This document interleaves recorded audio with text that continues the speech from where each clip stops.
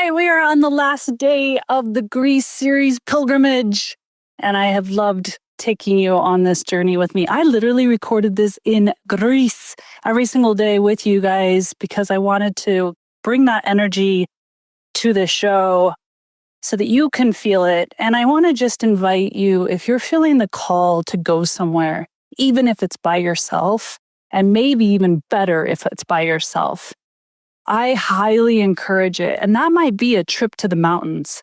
That might be a trip to another local town that you haven't explored, and just taking yourself on a pilgrimage within yourself. Hello, welcome, beautiful soul. This is Danette May, and this isn't just a podcast. This is a remembering.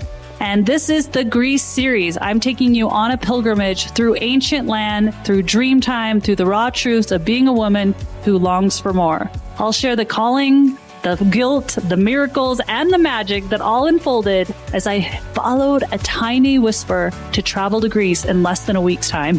Whether you've traveled far or never left your hometown, this journey is yours too, because Greece is just the mirror. The truth, it's already inside you. Let's begin. Before we dive deeper, a quick message from today's sponsor. I don't want to take away from true pilgrimages, like religious pilgrimages where they walk for miles and days in honor of deeper connection to source. This is more of a easy peasy pilgrimage of just finding parts of myself within the lands that I'm walking on and the people I meet and the information I receive from the land and the waters and the food, the elements basically, and to feel those elements and feel such parts of myself more than I would in another reality. But I do think that if you're feeling called to go somewhere or just have a pattern interrupt, just to experience new ways of waking up, new ways of walking and seeing the world, time with yourself on different locations, different places to walk. Sometimes people just need to have a journey at their own home, but if everyone lives there, you're going to have the same patterns, the same conversations. It's good to do pattern interrupts. It really is. So listen to the nudges, listen to the callings. You might go with a group, but be really mindful of the group you go with, the retreats you go with. Some of them, honestly, can be actually not good for you because of the different souls that are going and the different containers that these retreat facilitators put you in. They need to keep it really clean and ensure that you're getting what you came for, but also having really clean energy with other souls. So I always say it can feel scary to go by yourself. It can feel a little maybe lonely, and maybe you need to face off with your loneliness. Maybe you need to face off with the deliciousness of not thinking about anyone else and what they want to do, but only what you want to do, and finding out what do you like, what makes you tick.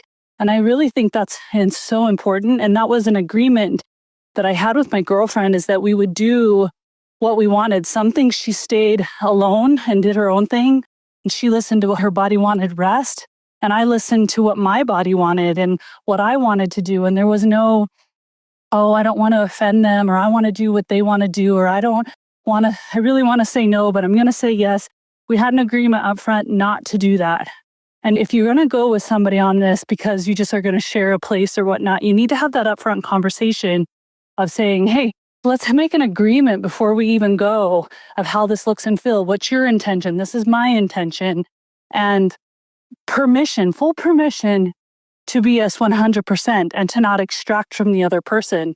And that's what we did. And it was actually great because I had a lot of alone time and she did too. And that's necessary so that you can really feel into what makes me tick, especially if you've been a mom and a caregiver for so many years. We lose ourselves in caring for others. We wouldn't take it back. We're so grateful for the opportunity to caregive. But a lot of times we lose knowing who we are. How do we feel? Connecting with our higher power, with God's source, whatever you believe in on a deeper level.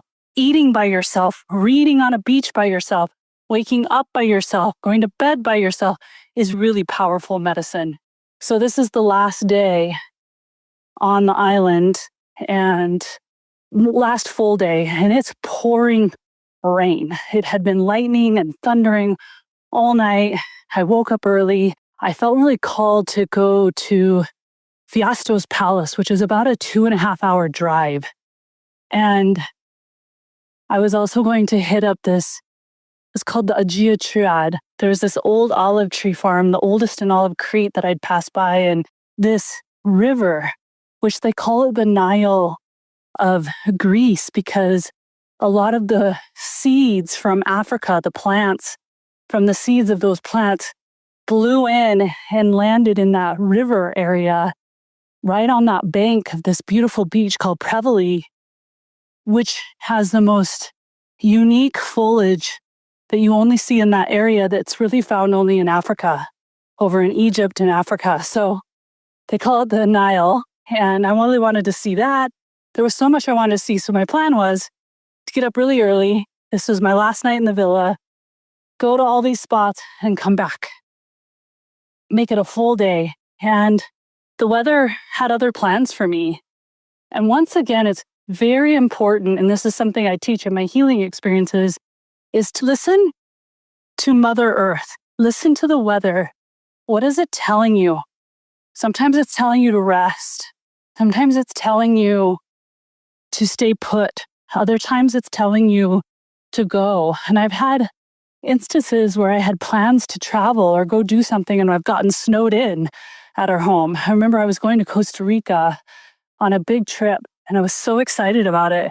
And a huge snowstorm came in, and I couldn't get out of my driveway, so couldn't go to Costa Rica. And we have to look at them as signs for an unknown protection, or maybe your body is really desiring something else, or your soul knows something. And so don't fight against what nature's already presenting itself. So I decided, I got up, I made my coffee to go, and I was like, all right, I'm not really going anywhere. I waited an hour. I thought, well, I think I can drive in this rain, because the thundering and the lightning had stopped. I went to go drive my car out of the driveway, and it was a dirt road, and they're just like small little rental cars, and I got stuck in the mud. It was not even that much mud that I got stuck in it, and I was like, oh, okay, I'm not supposed to go. And I got bummed because it pushed me onto my bed, staying longer. I was like, I've already rested in the villa. I want to go explore. These were my internal thoughts. And then, of course, it made me thinking about my ex and things in my life that I'm not happy with. And I started to spin, and this high vibe energy that I had been holding on to started to go down slightly.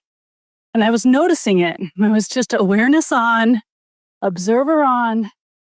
And I said, okay, what is this? I'm meant to feel this. I'm not meant to go travel around and not feel this. I'm meant to feel this because I'm here. I can't go around. I can't go anywhere. So I sat with it in prayer and really had this strong feeling that I was here to feel this and to transmute it. So I did a little prayer and meditation and stayed put for a couple of more hours. But by that time, it was later afternoon, and I was like, okay, if I'm going to go, I really wanted to go. It was like this huge pull to get over to these sites. And by that time, I knew if I go over there, I'm not coming back, because it's such a long drive. It'll be dark, and these roads are very windy and narrow, with some of them with cliff drop-offs. So I was like, okay, I'm going to have to just trust this. I hurried and packed up, and I said, hey, to my friend, you don't have to come. I just feel really called to go. And she was like, what? And I was like, yeah, I'm packing up. I'll just find a place to stay wherever I'm at. I'll figure it out. But I have to go. And she was like, okay. So I packed everything up and I headed out on the road. And I make it to this area, which is the Palace of Phaistos, which has that ring that I was telling you about. Or that, yeah, it's like a stone, but they've made a lot of jewelry out of it because it's a sacred stone. And I just have this beautiful, magnificent drive. I cross over that Nile, over at Preveli. I get some food at a cafe while it was pouring rain and just too much rain to drive on. And just waited and then got back in the car. I got there about 5:20 p.m. and it was closing at 6. So I got in, and oh my goodness, it was deeper for me than the Gnosis Palace. It was so profound. how big and magnificent, and the mountain ranges that it was overlooking, and all the pottery, the 3000 BC pottery that was massive, these huge vases that were almost the size of a human. They're just massive and they're ornate and they're still preserved. Just blows my mind. And I walked around the holy court where the women, the high women that were of noble descent and also rulers of that city, because women ruled, women did art, women were equals. I could feel that energy and that remembrance swirling up through me. And I was having like flashes of me being there in a past life. And for me, I can't make that up. And so maybe someone would be like, oh, your brain's just doing that. For me, they're so clear of images. I was like, started walking different in one place on the sacred site that I was like, whoa, my body's walking different. I almost wanted to dance. I could hear music. I was like, wow, I'm definitely in another time. And then I could see the robes and the beautiful dresses I was wearing and the red, or not the red, but the gold jewelry, probably red jewelry too. Red and deep blue, like sapphire and ruby, were the colors that they used predominantly. And I could feel it. And I got done walking around. I could have stayed there for hours and was called to go to this other site, but it was already closed. And it was near where the oldest olive tree is. They have it as a historical site because I believe this olive tree was sacred, and the olive trees are biblical. And I have olive trees in my home because they just have this deep remembrance and feeling of mercy and forgiveness and energy and vitality that they represent to me. I wanted to go to this olive tree, but I realized I would have to hike to get to it. And it was getting darker, and I needed to get to this other site, which was smaller in scale than the palace, but maybe, I don't know, less than a mile away. And it was close, so I started to hike down because you could actually see it from the mountainside. I didn't actually need to get a ticket to go in. I could see it from above on the mountain slope. And I went under these trees, and I kid you not, I heard whistling, like a human whistler, like more of a, hey, you kind of whistle. You know those whistles that people do to be like, hey, you, get out of here, or hey, you, hi. You know those whistles? That whistle went off, and I turned around. I almost slipped down the stairs. It was so loud and really shocked me because I thought I was alone. And I looked around and I realized I was alone, but that whistle was so real and so loud, and it felt like it was coming from someone who would know me. It felt like a, hey, friend whistle. You know those type that are loud, trying to get your attention?